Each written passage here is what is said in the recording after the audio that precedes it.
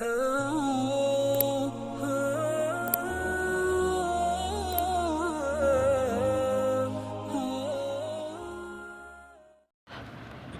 اللہ الرحمن الرحیم۔ آج کے مسائل میں ایک مسئلہ یہ ہے کہ اگر کسی نے سورہ فاتحہ پڑھی یا صرف کوئی سورت پڑھی اور رکوع میں چلا گیا تو ان دونوں صورتوں میں سجدہ سہو واجب ہوگا۔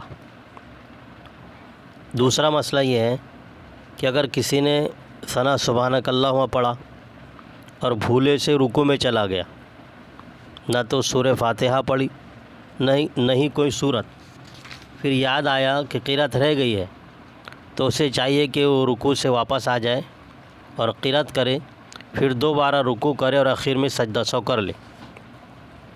تیسرا مسئلہ یہ ہے کہ اگر فرض نماز کی تیسری یا چوتھی رکعت میں سورہ فاتحہ کے بعد کوئی صورت بھولے سے یا جان بوجھ کر پڑھ لیا ہو تو سجدہ سہو واجب نہیں ہے۔ چوتھا مسئلہ یہ ہے کہ اگر فرض کی خالی رکعتوں میں یعنی تیسری یا چوتھی رکعت میں کسی نے سورہ فاتحہ نہیں پڑھا تو اس پر سجدہ سہو واجب نہیں ہے۔